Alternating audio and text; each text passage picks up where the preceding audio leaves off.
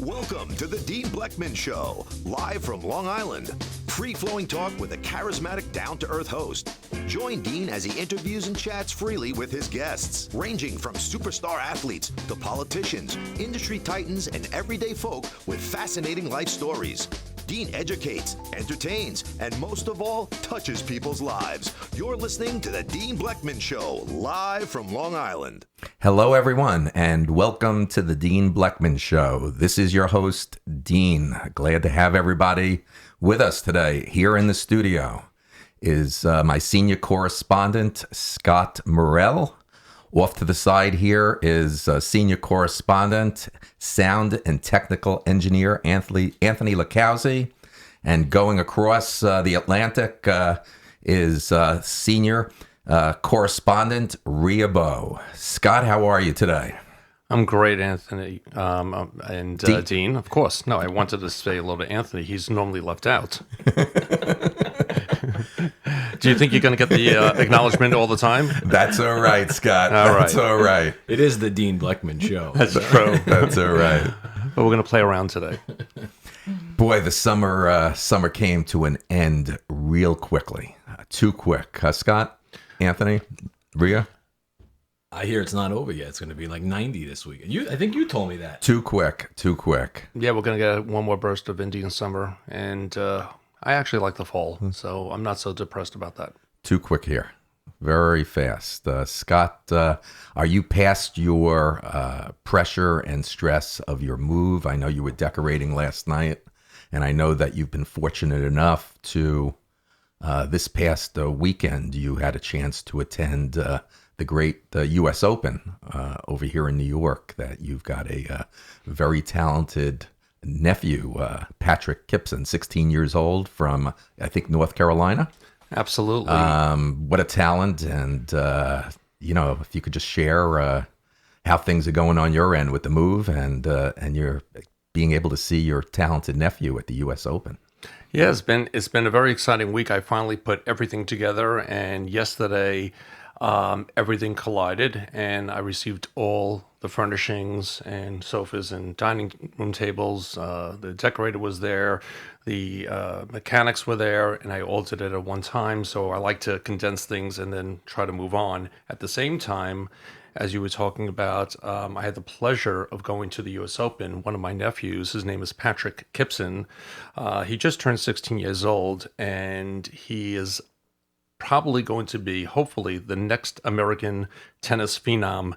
As we know in the States, we have not had anyone that popular from a sponsorship or a talent point of view since probably, the days of Jimmy Connor and McEnroe. So the sponsors like Nike and Pepsi and Adidas, they're all, bursting at the seams to see if this could be the next one. He has the looks, he has the talent. He's 16. He plays against players that are anywhere from 20 to 25. He's in the junior league, and he's currently ranked 109 in the world. And I had the pleasure of going to the U.S. Open this past Monday and watched him play. I mean, I couldn't get a serve if he tried. Even though it just accidentally hit my racket, it would probably break my racket. Today, he's going to be playing Vlad Andre Danko of Romania in the second round of the U.S. Open Junior Championship, and really rooting for him. He's part of the family, and we also have the pleasure of having him coming on the show when the tournament is over. Wow, that's going to be great, Scott. It's been a long time since the U.S. has had really a strong American presence, a player. I mean, going back to when? When was the last?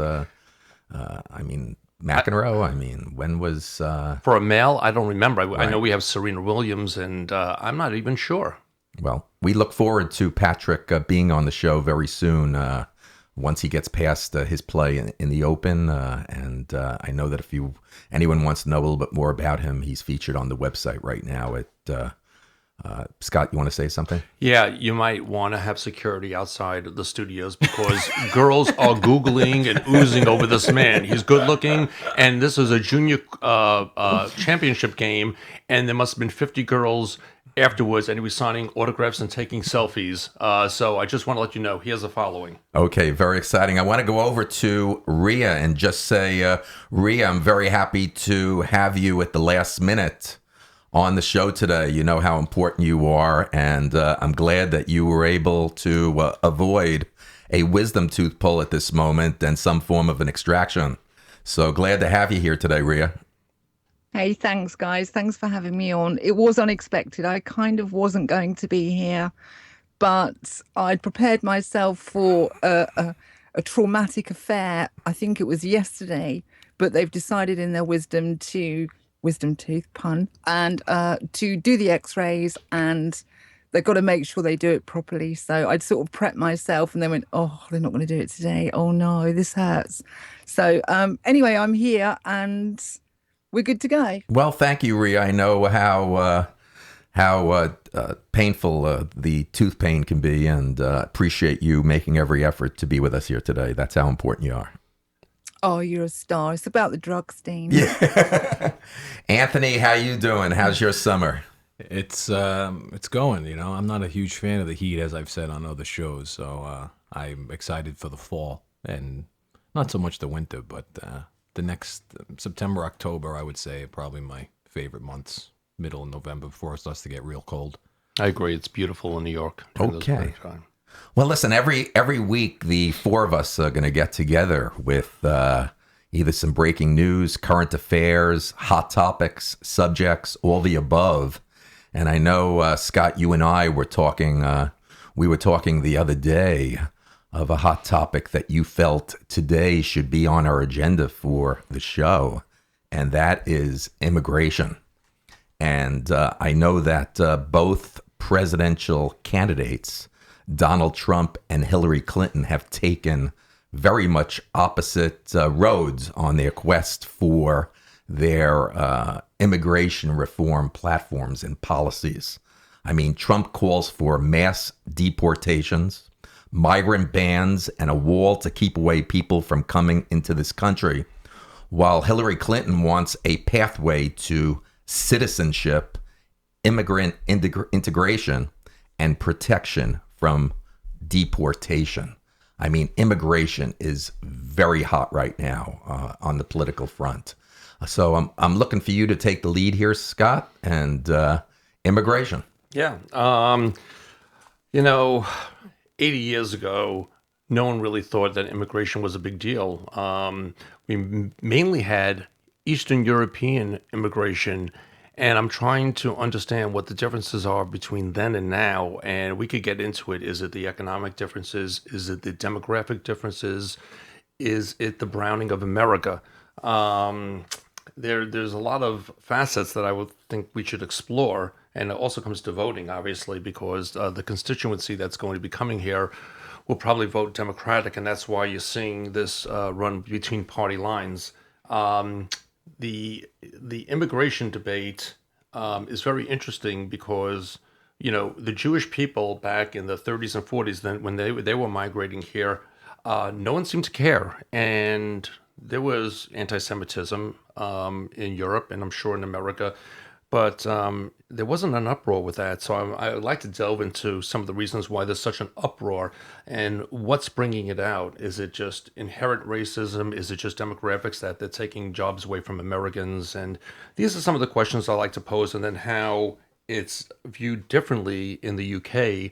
Rhea could bring some insight to that. I have my own thoughts, lack of assimilation and so forth. So that's where the topic I would like to follow. Any other thoughts by anyone right now? No, I was going to bring it over to Rhea. Any comments on Scott's introduction at this point, Rhea? It's where to break it down first, really. I took a look, because obviously this was lastminute.com for me. I took a look at the immigration stats for the US, was looking at the wall that already exists across Mexico, but there's no wall across Canada. That would have to be a long one, wouldn't it? But it is the discriminate. If you're going to close off and you're going to nationalize a community, surely you wall all borders, but it's not. It's just Mexican. So there's a thing there, obviously, that would suggest for the onlooker, you don't like Mexicans, but you don't mind Canadians, which is interesting because of the past history in America. And also, because this is such a broad thing that we're opening the topic with, it's one of the, I was also thinking today where the US government want to create a globalist view to things. They want to get into this, into China, into Asia, into the Middle East, into everywhere, but they don't want people in the country. So there's something of a paradox, really, where they want the view to be global, but they don't want people in there, kind of thing. It's a very restricted thing. So that's just my quick comment. Back to you, Scott. Yeah, I agree about that. I think we like globalization in terms of the economic benefits of comparative advantage of us taking advantage of cheaper labor in Bangladesh and other places. So I think we like that part of the globalization, but I don't think we like the immigration part of the the globalization. And it's interesting. Right now, I don't think people are aware that President Obama has deported more illegal aliens in the last 6 years than President Bush has done in the last 8 years. And, you hear Republican presidential nominating candidate Donald Trump constantly saying, he's not protecting the border, not protecting the walls, and it doesn't prove to the facts. So I think it's more of a fear that's going on. I think it's a fear of lower income workers, mainly whites. I don't think it's the Mexicans or the African Americans that feel their country is being taken away from them. And, they have some rights, or I can understand some of their feelings towards that. But it's really not the case. It's really, I think, a lot of demagoguing, because are these people really going to take the jobs that the Mexicans are doing, picking the strawberries, doing the landscaping? If a growing society is supposed to have, you're supposed to utilize the best of your talents to grow your society. So we should be moving up the scale. We should be getting more educated in vocational activities. We're behind in math and education and things like that. And then we have room for the immigrants to come in. And our policies, frankly, in the United States is one of assimilation. And I want to talk to you about that also, Ria, because in Europe, I'm not quite sure of the UK, but from what I've heard, there seems to be more of a ghetto atmosphere where the Muslim population would congregate and they won't assimilate with the rest of the society. And I can understand that they don't feel like they're at home. And is it the French or the English that are not making that possible? And is that counterintuitive to a better society? Well, that's a whopper. I think at a surface level, the assimilation that you speak of is generations. I don't know how many generations, a lot, to assimilate a community in.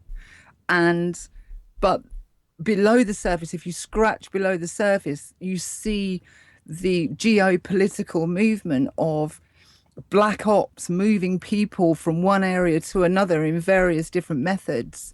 And some would say, Scott, that the new warfare to destabilize continents, to overrun them, would be to move large groups of people, rather like the Syrians. They've virtually leveled Syria. Well, they've got to go somewhere, and they know the only place they can really go is into Europe. Merkel has just lost, Angela Merkel, the German prime minister, whatever she's called, prime minister. She's just lost a massive vote. So it really doesn't look as though she's going to get in on the next one. And she's the one that's responsible for bringing them in to Germany. We're talking Germany here. And it is just flooded. And of course, with that, as numbers go up, there is a percentage of those people that aren't very good. So infer as assimilation is miles away. It hasn't even begun, because there's just a full-on rejection of people from different creeds and colours that cannot assimilate because they don't have the language, they look really different, they're from really different backgrounds, and they have no money. They don't have the tools to assimilate, Scots. Ria, it's really incredible you being the different cultures we have here in New York and you being over in Europe, based out of the UK. I mean, that was unbelievable, that perspective that you just gave on this, being over there across, being in the UK and the different, we've always said on our shows, how different our worlds and cultures are here in the United States, and especially here, us being based in New York on Long Island. And that was beautiful, that perspective that you just gave on this topic. You're welcome, Dean. I mean, I could go in deeper, then you start name dropping who's behind it, etc. It's very geopolitical, where once upon a day people moved around the world to avoid environmental changes to survive. They would come from the north-south as the polar caps were expanding out and the cold weather was coming down, where now it's all a geopolitical game of fear-mongering. You spread fear. You can't have hatred without fear. Fear always comes first. And I see a lot of governments, particularly the US government, exploiting people and the fear. They just generate fear. That divides and conquers, and they're pitching us against each other, as it were. And they're doing really well at it, Dean. Ria, expanding on what you said about the fear, I think there's a particular faction of the Republican wing that is responsible for spreading the fear. And we see that at the Trump rallies and so forth. There's a xenophobic aspect to it. The Democrats, people could accuse them of the results of their policies not being good for the minorities, but I don't see them promoting the fear. So I think I have two questions. One is, why has the immigrants that came to the United States assimilated so well, even the Muslim community, and why hasn't that happened in Europe? And just as a point of a little confusion, if you could expand on would these black ops are destabilizing countries to bring them in? Is that their motive at the end of the day, and whose motive is that? I'll do the US first. I think the fundamental difference is there's a difference between a voluntary immigrant that's embraced and a refugee with nothing. When people come into the States via Chicago on the great stake the claim kind of era, they were embraced. It was a large land mass, not so many people, the mid-countries, it was the Native Americans. And I can tell you, one day I can speak about it. I've spoken when I was in Los Angeles to a Native American and got his point of view on the white man, which was really interesting, I can tell you. But I think there's a significant difference between people that are embraced into a larger landmass and not that many people in a short amount of time. Well, this is a colossal amount of people with nothing coming into a small landmass. So that's the difference there. And the black ops are where, so coming back over to Europe, is where some will say George Soros is behind this, because his ideology. He is. The guy thinks he's God. He does, but it's his ideology, And they try to turn over, his black ops try to turn over the Turkish government, and it didn't work. The people took to the streets, said, no, we like our guy, thanks, just get gone. And they're trying to remove black ops, NGOs they call them, that are under a posh name, and they're funded by the Soros Foundation. So this is very geopolitical. And I could go in more about how the US is on virtually every border of Russia and is moving everybody away. So hopefully that answers your question a little bit, Scott. Yes, it did. Thank you. I think Tim wants. Yeah, I see. My friend Anthony here foaming and biting by the bits to give his 2 cents here. So, Anthony, go ahead. Well, yeah, I mean, she mentioned George Soros, and that got me foaming at the mouth, because the man is one of the most evil people on the planet. You want to talk about an abuse of power? I mean, the guy is a Fabian socialist. He openly talks about destabilizing communities, And he's actually stated that he considers himself a messiah. So when I said he thinks he's God, I really wasn't kidding. To go back to what you said before, Rhea, about the difference between the Mexican and the Canadian borders here, and Scott, the point you made about the difference between 80 years ago and now, well, to Rhea's point, the Canadians have no interest in coming here. They're doing just fine over there. They have free health care. They have good jobs. They make money. They have no interest in coming here for a better life. If anything, some Americans probably want to go to Canada for a better life. So to me, that squashes the whole build a border build a wall, on the Canadian and U.S. border. As far as doing it down on the Mexican border, I don't think it's a matter of racism, but when you look at the flow of drugs into this country, and then there's a whole nother black ops things that ties into that, with the government and the CIA being involved, that we won't even get into because we could spend an hour on that. But the flow of drugs comes directly through South America, through Central America, through Mexico, and then into this country.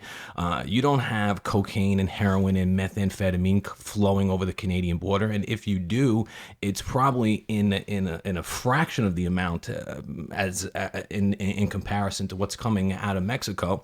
And then the immigration, as far as when you mentioned 80 years ago, well, 80 years ago, we only had the automobile for 25, 30 years.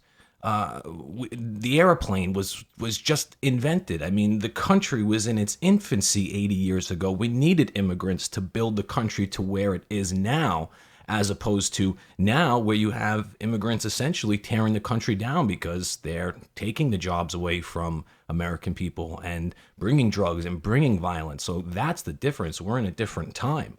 And then when you go over to Syria, like you guys mentioned, and what Rhea talked about as far as Europe is concerned, these people, as she said there, they have nowhere else to go. So that migration of that group, whether you want to call it Muslims or you want to call them Syrians or you want to call them purple people, it's a forced migration of these people. So it's not like Muslims coming here, like growing up, a good friend of mine, Iffy, ran the corner store at the end of our block, and they were from Pakistan, and they came here for a better life.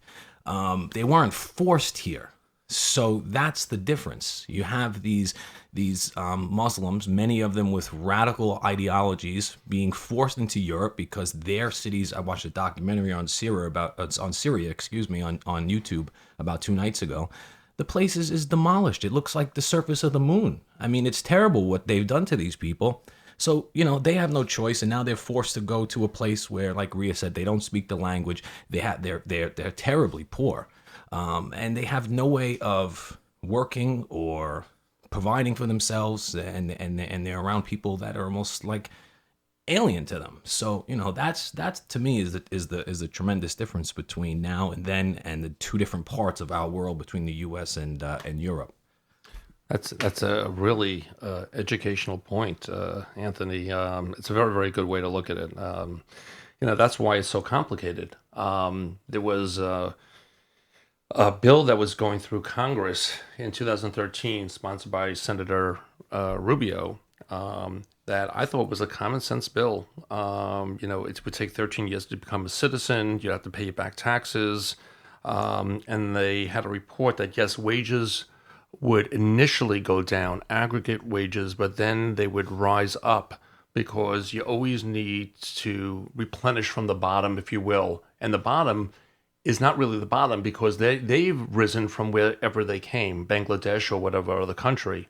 So, it seems like everyone has their reasons why it's not working, but it's still happening. So I think the reason why nothing's being done, and everyone agrees, both sides of the aisle, that it's a problem, has to be a political issue. And I think the root of the problem, and Anthony, Dean, and Rhea, you could expand on this, is that the crux of the problem, that the people that are coming here are brown and yellow, basically, and they're not white. And those types of people tend to go Democratic, and that could shift the balance of power for generations. Wow, that's both of you, Anthony and Scott. Very powerful, what you both expressed right now. And let's go over to Rhea. What do you have to say, Rhea? I think Scott's spot on. It's a political mongering, fear mongering, and all sorts. But I think Anthony hit the nail on the head with there's no wall on Canada, but there's a wall with Mexico. So that says to me, if you're doing okay, not a colour thing. If you're doing all right, you can come in. If you don't, stay out. That is what I simplify it down to. Would you agree, Anthony? Absolutely, yeah. I mean, you're either going to go into a community and make it better. I mean, look at this, like this principle of real estate. If someone moves in next to you and they let their house go to shambles and termites are eating away at the walls and the place is collapsing, that's going to bring your home value. Now, you're not going to want that person moving next to you. It's the same thing, just in a larger picture. If someone's going to come in here and sell drugs and shoot people and be gangbanging, you don't want them in the country.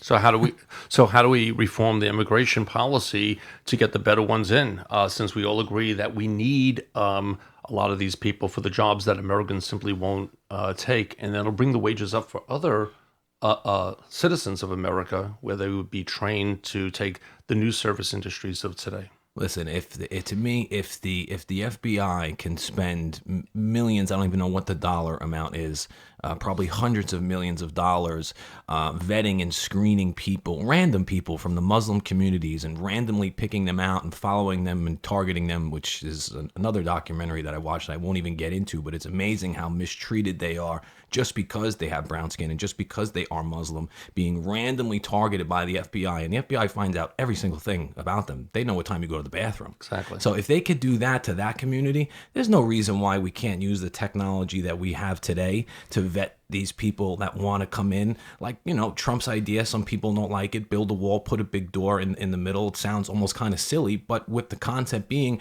people apply one at a time, very much the same way some Anastasia, when she came here from Belarus, or when my girlfriend came from Russia, you put in your application, they did your background check. There's no reason why they can't have a system in place to do that for a country like Mexico. Yeah, I agree. And that's a good proposal going forward. But no one's even addressing going forward because we're so hung up with the 11 or 12 million illegal aliens that are here. And Trump's proposal is more draconian in nature. He wants to build a wall which physically cannot be, everyone has said cannot be done because there are valleys and rivers. It cannot be done, be it by the best engineers.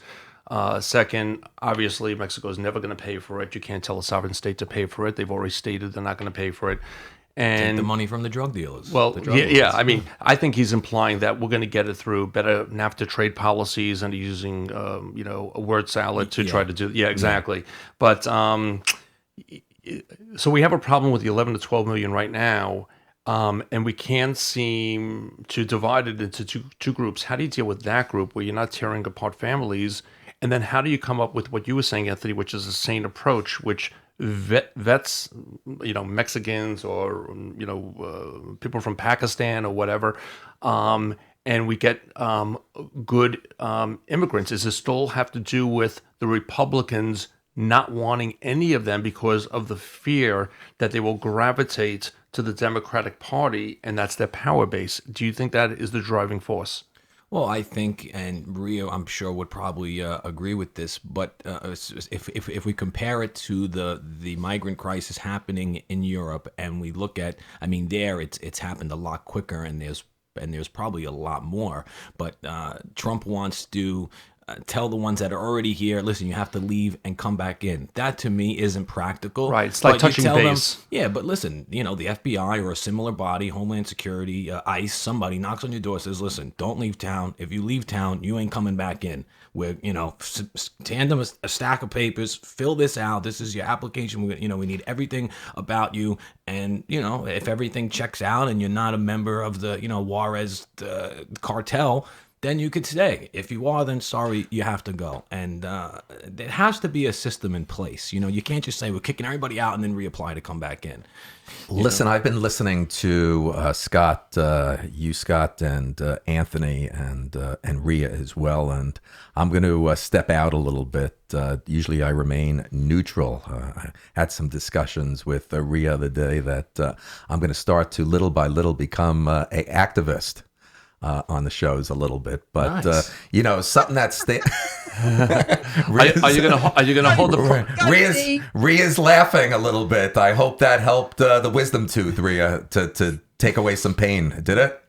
I'm high on Nurofen, darling. It doesn't matter. Are you gonna hold the protest sign that you see? Well, He listen. never has an opinion, so I'm dying to hear what he has to say. Well, Yeah, listen. So do I. For the last 6 months with this presidential campaign and all my years being a U.S. American citizen, I just find this whole topic. There's one thing that just radiates every day to me, whether it's on radio or TV, in the media, and I just find it's kind of outrageous and terrifying and pretty much un-American that we have a nation of immigrants and laws that we have had, and that we have a presidential candidate that says that Mexican immigrants are murderers and rapists and has called on a ban for immigrants seeking refuge from terrorism in their native countries. I mean, to see every day, every week, rallies of 5,000, 10,000, 30,000 crowds, just standing up and applauding that. I just had to step forward and just give my opinion that I just find that appalling. Well, That's my opinion. And I think it's a great opinion, a great observation. I'd like to hear Ria on this. But the reason why that's happening is that he's going in front of his rallies and he's in an echo chamber. And so he's throwing red meat out. If you look at the rallies and you look at the faces of the rallies, they're normally older white people. Okay, if you look at the Democratic convention, you see a rainbow. You do not see that at a Republican rally. It's like 95%. So he's appealing to a faction, and that faction is loud, and they want change. And listen, for a lot of good reasons, for economic reasons, to where the government has failed us. But he's the megaphone that is bringing this out, and I think he's doing it in a way that eventually will divide us. There got to be a way that we could put this together and, just like Anthony said, come up with a rational, almost give them a summons, not have them touch base in Argentina and then come back. So, I agree. And my friends and colleagues here and across the globe there in the UK, I just want to say that if he was to become president, a wall will never be built. That's my opinion. Oh, that a wall will never happen. It will never happen. It will never happen because it's not practical. It's too expensive, and Mexico's not going to pay for it. That's right. And you can't be built. People said it cannot be built. It's impossible. Let's go over to Ria, what she has to say. And I know she had a little bit of a chuckle that future shows, Dean Blechman is going to step it up a little bit more with his opinions on subjects, topics, controversy, and maybe be a little bit of a mild activist to start with. Well, it's just standing up for what you believe in, really, and making it known is all it, like I said to you before, from my standpoint, is all it takes for bad to win is for a good person to do nothing. If everybody just did nothing, the corporate world will just run away from it. Right, guys, let me just, as I listen to you chat, and the research that I do, I'd like to sort of go above to 10,000 feet, 20,000 feet above and take a bigger look. This problem with immigration was kind of always imminent. If a country becomes dominant, particularly because you have the Federal Reserve as well, history tells us there's a lifespan and it's between 90 and 110 years. You've had it for 105. And it's coming up for a change and people don't like the change. But ultimately, to cure this problem, this movement problem, I can't help but see something more of a distraction. The whole model needs rebuilding from the inside out. And I would start, as Scott knows, with the Fed Reserve. And the reason being the fractional banking system that most people do not understand about on this 9-to-1 system. When the meeting took place in Jekyll Highland, just after the 1900s, early 1900s, the US gave away the ability to make their own money. Somehow, I don't know how, a group of high flyers, your Rothschilds and all that kind of stuff, convinced Congress to give them the ability and the power to take control of making money. So from that point, when the US government goes to get money to fund whatever is on their agenda, and I dread to think, they go to this private affair to borrow the money. So as soon as the money's lent out, there's an interest charge to the government. Then that's placed into the banking system. And for every dollar that's placed into that banking system, the banks can lend out $9 with interest and compound interest. And for every one of that 9, or wherever that goes on to another. So that $1 out of that 9 goes to one transaction, could be lent out another 9 times, which enriches the corporate world, but does not do the people any favors. So you have to question the whole thing is from the center out, is it for the people or is it for the corporate world? And I'd say from what we've seen in evidence and what's going on around the world, it's all about the corporate world and it's not about the people. If we were a tribe, I would have rallied around a group of people and just had them removed, you know. And there's guys that know exactly what's going on. You've got a guy at your end, his name is Jim Rickards. If you want to know it, he can tell you about a stage called Black Swan. This is not easy to explain, but this is an engineering social instrument that was originally discovered in finance. Black Swan is a phase shift that goes between a complicated system to a complex system. In short, a normal complicated system is easy to fix. It's like a watch. If your watch fails, you turn the watch upside down, you find out which movie bit doesn't work, you take it out and you replace it. And then you turn it around and the watch works, right? It's complicated, but you can get to the individual departments. Black Swan, which is done by design, is a phase shift where you can no longer get to a single bit. And Black Swan, it makes it look that if you get anywhere near any part of the social financial system, it'll all just fall down. And that is called Black Swan, and that is what they've achieved nationally within your country. Chew on that one, Scott.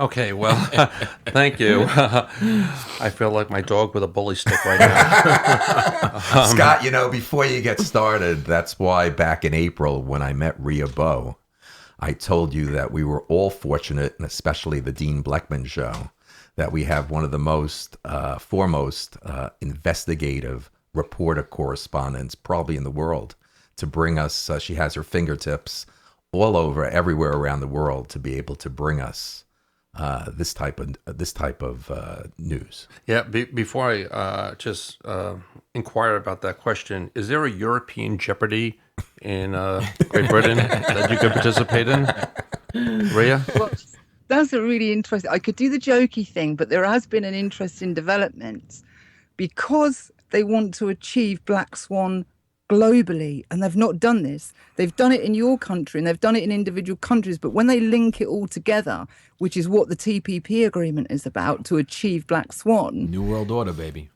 Absolutely. But originally the bed partners were the Fed, the Royal Bank of Scotland, and the USE. The making of the USE, which must sound odd to you, but that's the United States of Europe, was drawn up by the Germans after World War II because they were losing it.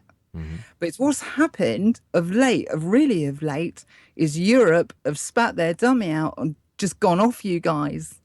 And so they're starting to get fighting amongst the ranks, which is a really good sign, Scott, that central dark thing of people that live in the shadows is starting to fall apart. But that's my answer, Scott. Right. Okay. So you know what I want to, on that note too, for you, Scott, to process on top of what she's saying, when you look at the concubines of power, it's the triangle. So you have the queen, Okay, England, and these are all city-states, mind you. So they're not part of their overall countries. So you have the Queen, the Crown. Let's call it the Crown, the Vatican, and D.C.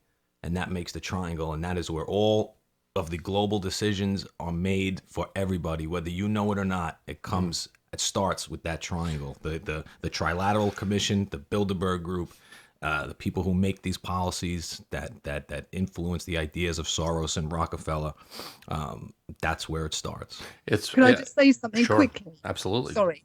The information is publicly available of who is pulling the strings globally to achieve Black Swan.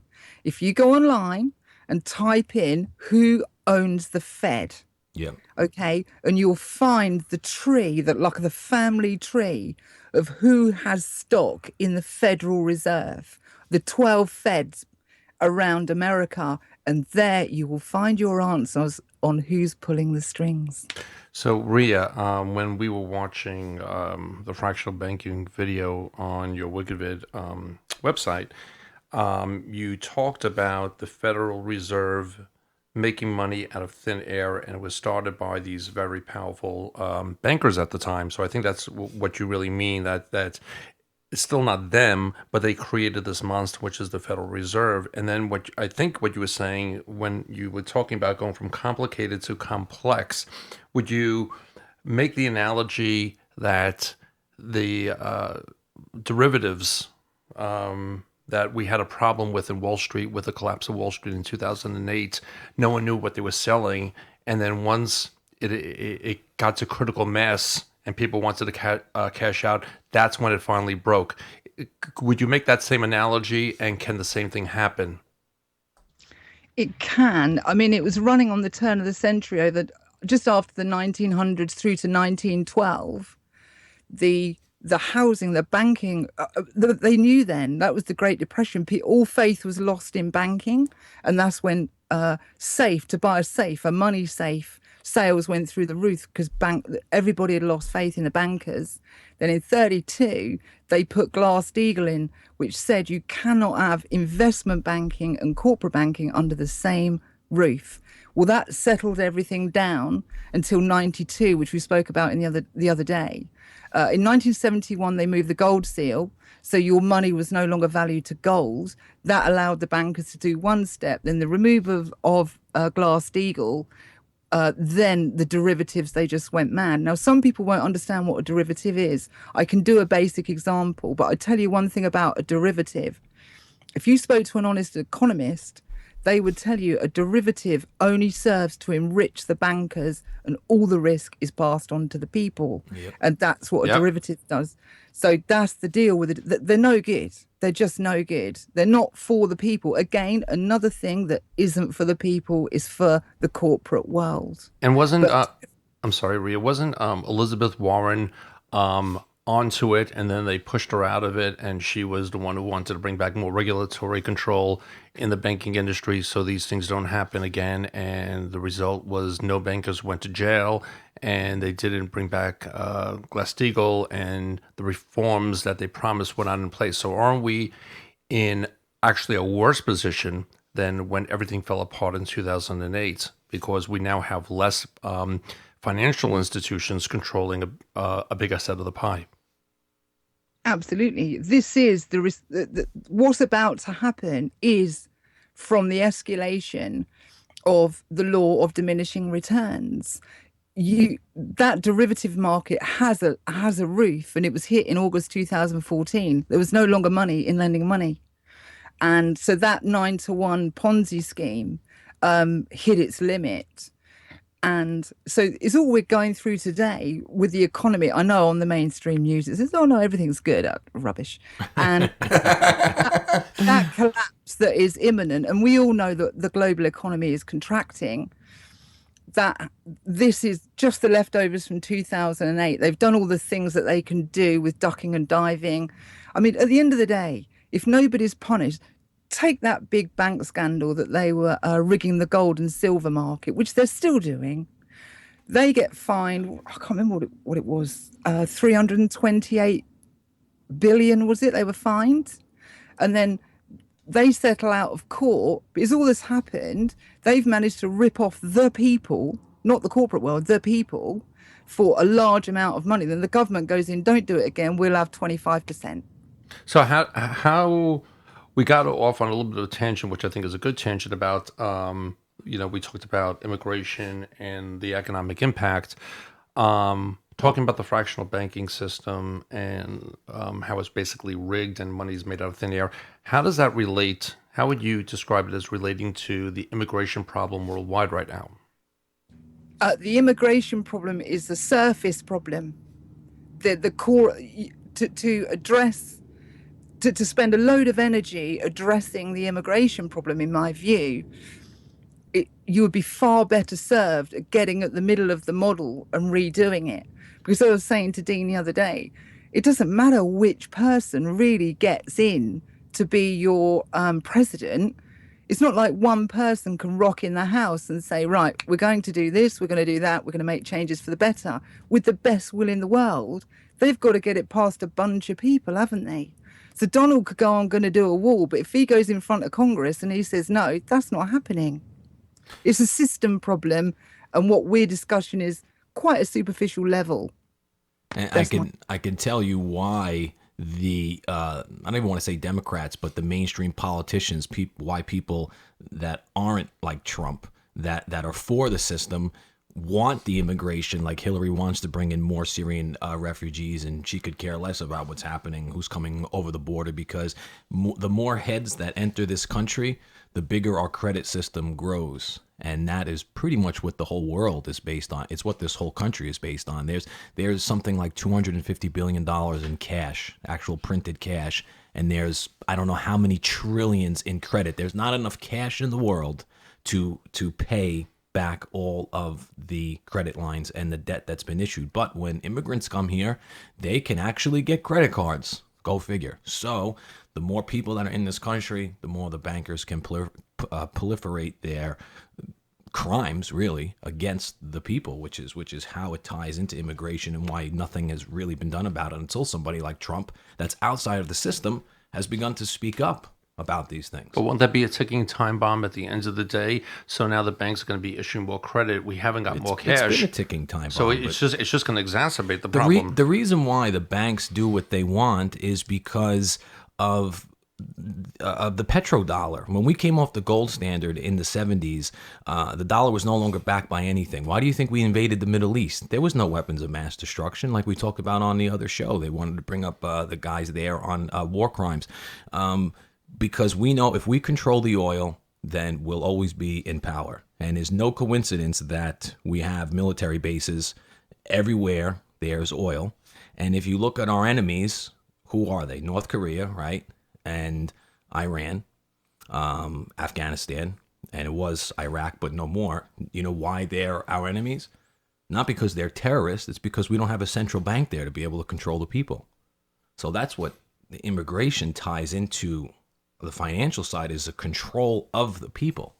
But haven't we? I've heard reports that we will become not only energy independent, but a net exporter of the world of energy with discoveries in Alaska and the fracking system. So hasn't that changed, and will that allow this immigration debate to pivot? I mean, that's a great thing to discuss. But going back to the immigration in Syria, that has very few people realize has stemmed from a natural gas pipeline that they wanted to build so Europe could reduce their dependency on buying the energy from Russia. Right. And look what that's caused. So, when you talk about, I mean, we could tie that into solar and other forms of alternative energy. And what you hear on the TV and what you hear the media saying and what you read in the papers is one thing. But if you ever think that oil is not going to be the major commodity that makes this world go around, you have another thing coming, because it's not just it's never going to happen. Anthony, it's going to be number one, oil. Always, Always. because that's how we control. That's how the U.S. stays in power. But is Oil it- needs to be traded in dollars. That's why when Russia and China got together and said we're going to start selling oil for our own currency, what do? Oil fell from 120 a barrel to where is it now? 40 something. We destroyed them. Diana's from Russia. She tells me Russia's in shambles right now. The economy is so bad. People are out of jobs like never before. We said, yeah, you want to come off the dollar? Watch this. Oh, okay. So, like, if we just go backwards a little bit, where we started one with immigration, so we've established that it really has to do with the money system and George Soros, and until we fix the root problem. But what percentage of the pie has to do with xenophobia and fear of others? There has to be that, because that's where emotion comes from. So when you go to a Trump rally, you're not saying, all right, we're going to, there's a good money system, there won't be, we'll have control of the oil. They're not thinking that. They're thinking, I think that they're afraid of losing their own country and their identity. So what part of that do you think is prominent? We've already lost our identity. The country's a giant melting pot. I don't have an issue with it, but some people do. But, when the mainstream media makes an issue out of a football player not standing for the Pledge of Allegiance, you don't want to pledge to the flag. Get the hell out of the country. Go somewhere else. You don't realize how lucky you are to be here. I don't, obviously the major topic and agenda today was immigration, and we're getting a little off on tangents, but that's all right. That's what every week these shows with the four of us are going to be like, where we'll have breaking news and subjects and agendas and topics, and Rhea will take the lead a lot on those shows. Anthony just brought up the football player. That football player's name is Colin Kaepernick. He is a quarterback for the San Francisco 49ers, and a quarterback that was not looked at as to be the starting quarterback this year. A couple of years ago, he was in the Super Bowl, didn't win the Super Bowl, but he was positioned right now to be the second string quarterback. And I did discuss this topic with Rhea the other day as well, that besides immigration, Colin Kaepernick not standing for the national anthem is a really hot subject here in America. I don't know how hot it is over. Appalling. I don't know how hot or warm it is or cold with Rhea over in Europe, in the UK. But let me just tell you that whatever one's position is on his stands, if you go to NFLshop.com, it's been published that over the past week, Colin Kaepernick has the number one selling football jersey in the NFL, which is just remarkable. And for anyone, my listening audience, obviously, whoever doesn't know what's going on with Colin Kaepernick, obviously, he's taken a stand that at his football games, not to stand for the national anthem, that he feels he wants to show pride in, he feels that we have a flag for a country, the USA, that oppresses black people and people of color. So, this is... Which ties into Scott's question Right. on the xenophobia. Exactly. Perfectly. And my thought is very interesting on the subject. Listen, if I was a football player, I would always stand, okay? Because I just think it's a matter of respect. How about being an American? Yes, American, of course. Well, Let's forget about football, Well, baseball. we're not talking about European football, which they call soccer. Okay, yes. It's all soccer, their football. Yeah, American football. Okay, American we're talking football. about this spiral ball, Rhea, and we tackle people, and we drink a lot of beer and shout. I think they do that with their football. But in a way, it's totally American.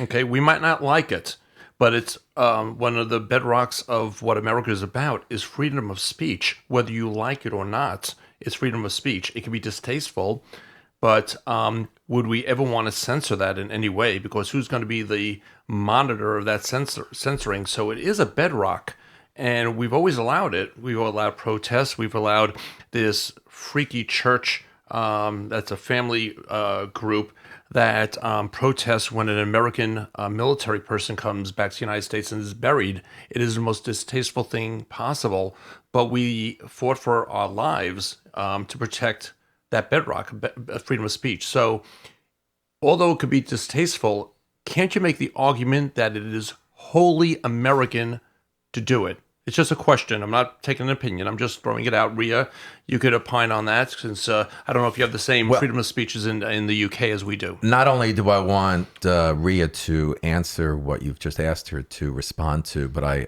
if before she does, if she could just share with us in the audience the Colin Kaepernick protest. Is it much news over in Europe, Rhea? I wouldn't know, darling, because it's certainly, well, for a start, I don't watch the mainstream news. I can see the mainstream news and it's not of much interest to me. So, Dina, I can't really answer that for you, darling. Okay. Anything you want to respond to with Scott? Scott, I wasn't quite 100% clear. Can you just simplify that question, please, Scott? Sure. So Colin Kaepernick has an issue with police brutality. No, not the sporting guy, your one. About the flag, it's yes. American to not honor right. Traditionally, all the time, everyone stands up for the national anthem. The players do, and the audience does, and we take our caps off, and it's just a matter of respect of being an American. And I think it's the right thing to do. However, is it the wrong thing to do, and is it un-American not to do it? Because the bedrock of our Constitution, the First Amendment, is the freedom of speech. So he's exercising that right. So even though we don't like what he's doing, I wouldn't call it un-American. Maybe there's another way to phrase it as distasteful, but is he doing anything wrong, or is it a moral wrong? That's really the question I'm trying to break down. I personally don't like it, but I could respect that he's following his constitutional rights. Okay, well, firstly, a word on morals. Morals are subjective. What are a morals outlook in one culture are really different in another. But respecting your American thing, I think you just simply used it as leverage to make a point known. So I think it's that simple. If someone thinks it's un-American, I think for someone with ancestors going back with an American breeding, the early settlers, it probably does feel anti-American to that American, but a modern American where their bloodline hasn't been in America that long, they may not feel like that. So I think it's subjective, Scott. And Dean had mentioned before, too, about being appalled about this rhetoric as far as Mexicans coming here and killing and raping. But Rhea can tell you right now, I can almost guarantee it, when you talk about the Muslim migration that's happening there, and I know people personally that I work with in Europe whose daughters have been gang raped by Muslims, that you're not going to tell me that same painting people with the broad brush, if you will, as you say, doesn't happen there, right? I mean, these people still have the same distaste for the Muslim community as we may have here for the Mexican community because of, unfortunately, what a few bad immigrants do, right? I mean, that's just natural. It's a tough one. The problem is, I think ultimately what lies at every person is we want to know the truth, and it's always hidden, and it's hidden by design. The problem is I can look at news takes, people's different subjective views on what is like in their culture and what's going on here, but what's actually going on, I don't know.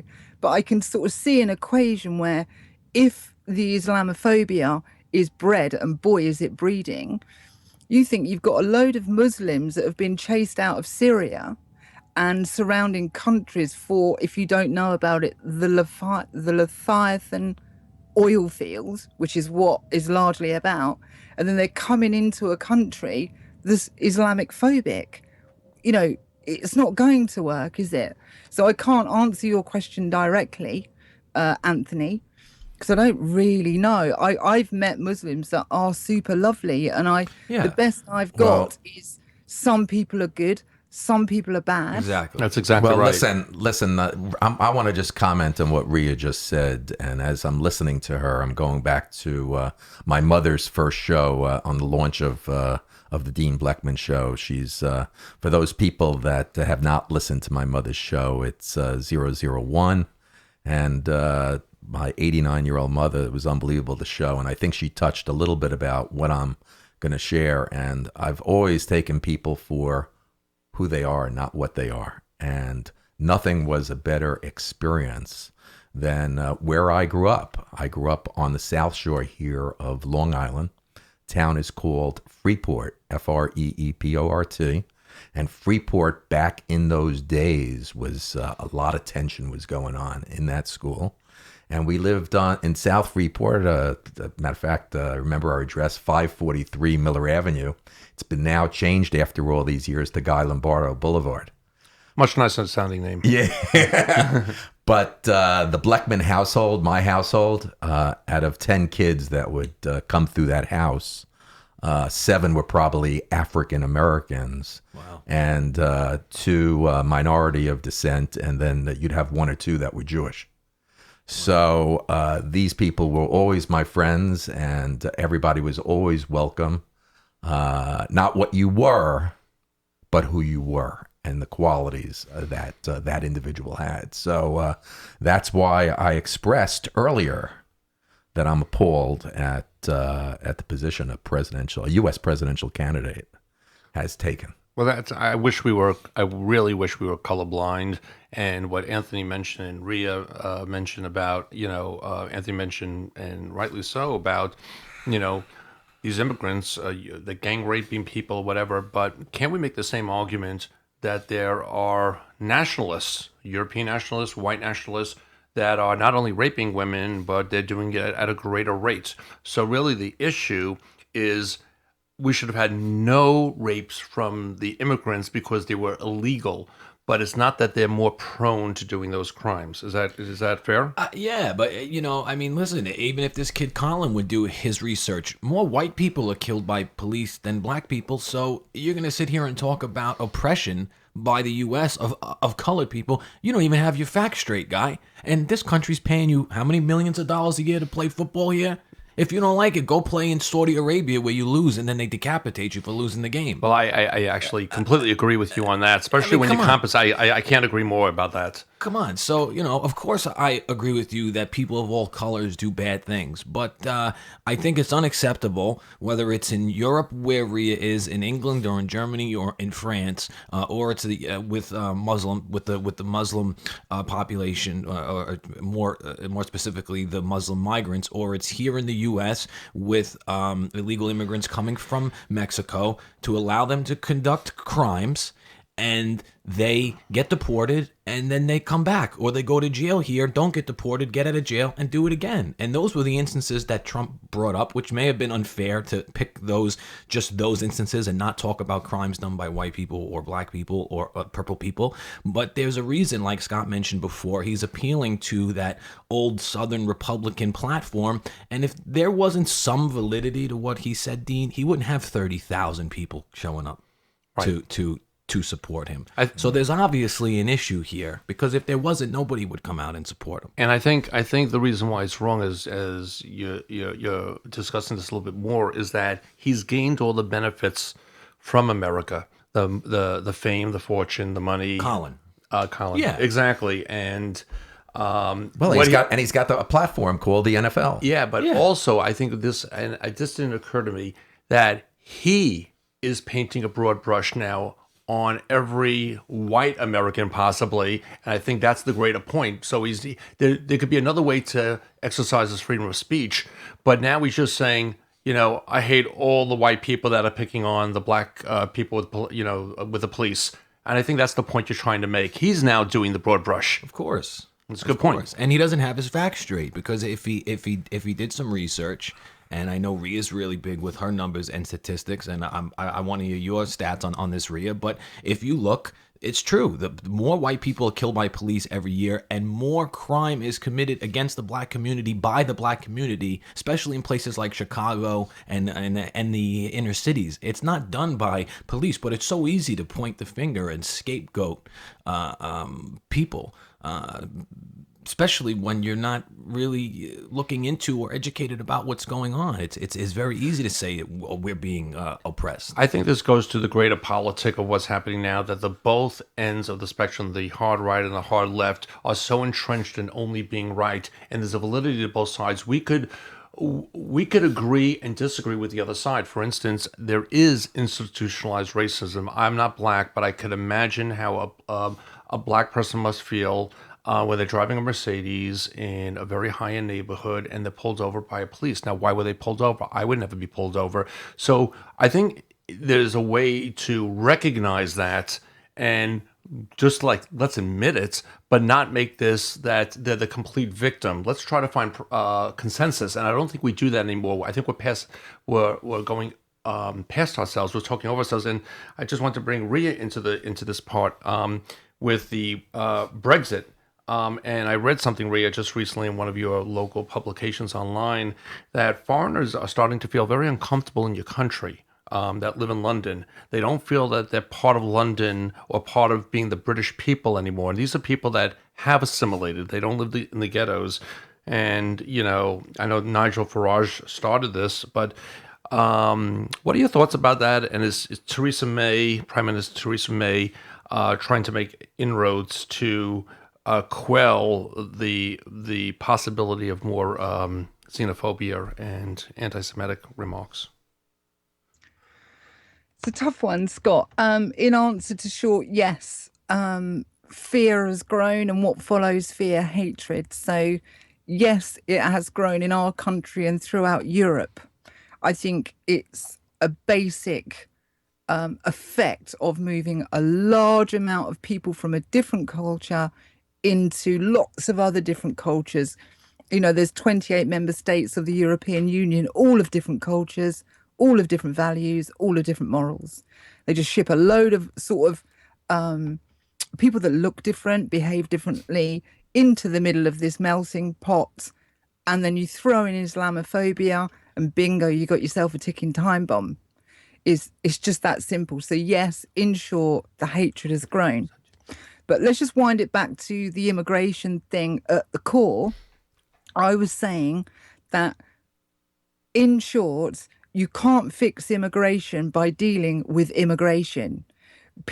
Human beings have moved throughout time. It's a natural, intrinsic part of being human. Oh, what's over the hill? What's around the corner? It's only when you come across a border that the problem begins. But people have moved throughout time. In fact, they used to cross across the Bering Strait when it was joined. Between Russia and Alaska. It was a common thing. You trace human movement. Yeah. Humans move. It just depends how far and do you cross a border. But I'm saying, so there you go. In a nutshell, you can't fix immigration by addressing immigration. It's by design. And so I would just ask some really simple questions, which flies in the face of Black Swan. Black Swan, when you heard Dean's mum on Dean's mum's show and the way she said it, she went, "Where's the love gone?" That is Black Swan. They've achieved it at that point because nobody knows how to fix it. They're looking at this problem directly. And I'm saying to you, because it's by design, you've got to go to the core. And the core starts here. I'll ask you a simple question each. Scott, do you trust the people that govern you? No. Dean, do you trust the people that govern you? No. Anthony? Absolutely not. And there is your answer. To me, that's where it begins. If we've formed any relationship, a marriage, a friendship, it is based on trust. And if you lose trust, you've lost everything. And they know this. And when you listen back to Dean's mum's show, and when she expresses, "Where's the love gone?" That is Black Swan. It's by design, guys. You can't fix immigration directly. You've got to go bang in the core and challenge the system and change that internal mechanism that is arranging what is going on in your country. And the reason I take such an interest in your country's politics and financial systems is because you're out policing the world. So if I can create and begin to raise awareness amongst the people in the US, then it will create change globally. Because if you change that monster that you've made through being silent, then it will have an effect on the rest of the planet. I rest my case. Okay, so one of my last questions is, that's really an interesting way to look at it, and you gotta always fix a problem from the roots. Who is going to be the deliverer of that information outside the system, which is inherently corrupt? Where is that going to start? Because the present politics in the United States has their own self-interest to constantly be reelected and be paid and sponsored by the U.S. corporation. So who's that kind of person? Where is it coming from? Right, okay, I do have an answer for you. So again, going up to 30, 40,000 feet, the revolt isn't just in the US, it's all around the world. It's going on in England, Europe, Japan, Asia, India in a completely opposite way. They want to get in where everybody else wants to get out. So this revolt is a global thing. And there's little pockets around the world that are starting to pick up traction. Now, a main one is here in the UK. We have Julian Assange in the Ecuadorian embassy. Now, this guy is getting traction, and you would not believe how much traction he's getting, because through Julian Assange and WikiLeaks, we now know that your NSA, through Snowden's whistleblowing, that they monitor everybody. And this guy, they are frightened to death of him, absolutely frightened to death of him. And this guy is gathering traction as someone who speaks the truth. They trust Julian Assange. And because he has that trust, he is picking up traction. He's running for Senate in Australia, and he's not locked up under he's like a refugee in the Ecuadorian embassy. He's already taken 30% of the vote in Australia in a month. Wow. I didn't even know this that. Guy, but people, and there was an attack on him. You know, his lawyer got murdered. Yeah. Yes. Yeah. Yes. Right? They nailed the lawyer. He's on the Clinton hit list.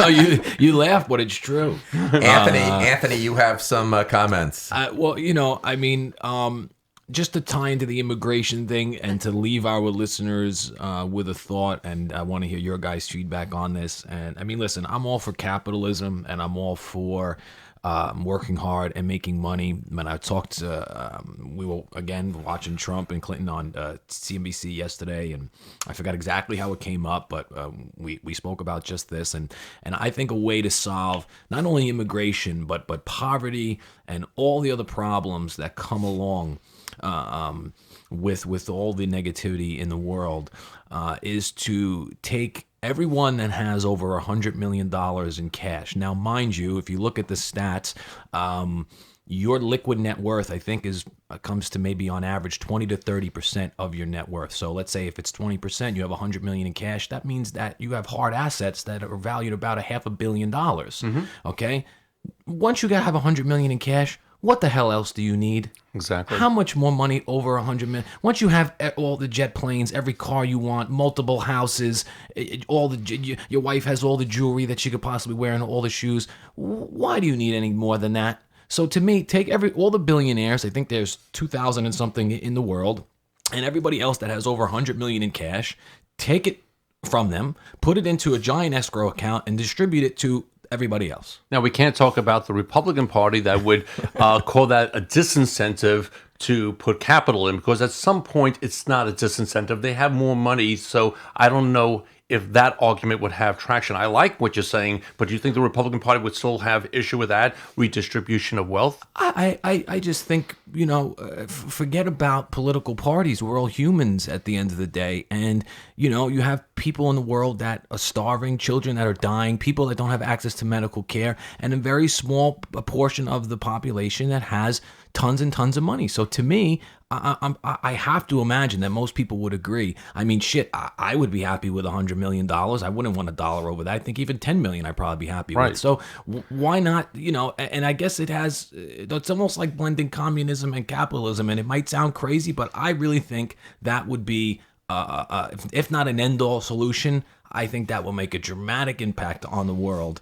Obviously, it's never going to happen, but I really think that would be a beautiful thing and would solve almost all these problems. Immigration and poverty. Listen, Anthony, that's beautiful what you just said. Really, I mean, we could go on for hours, and that's why every week I want the audience to know that every week we're going to have the four of us exciting shows like this, discussing all kinds of exciting topics and subjects that are happening around the world, here in the U.S., and obviously it's very exciting. But I just want to mention on a light note that as I make my final, I'm going to give you all a chance to have some final comments because I want to thank you all for participating in today's show. As always, that you guys are tremendous colleagues, friends, and just a great part of making the show a success. But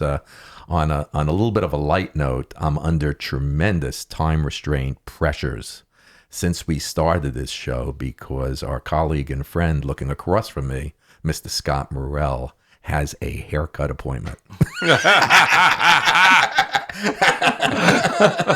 So thanks for embarrassing me, Gene. Appreciate it. I'm a little offended that he didn't have the haircut before the show. He should have looked good for me before he came on the show. But then again, we do this strictly by audio, not by video. I love you, but I shaved and put on deodorant at least. I want to make sure that you make that haircut appointment. I just want to mention that I'm very hungry right now because Sharon's very famous world-class muffins that I see you indulging in them throughout the show. Yes, I've been enjoying them. I had the blueberry. I think Anthony had the chocolate chip. I'm sorry that you haven't participated in them. And I'm observing how unbelievable Rhea is on this show, that I could only imagine that when she doesn't have tooth discomfort, what the shows are going to be like in the future without tooth discomfort. I like to have one request, Rhea. If you get your wisdom tooth removed, I would like you to be part of the show with having a little gas, and just to see. He means like air, like sweet air. Yeah, it's called sweet air in the United States. Not flatulence. No. In the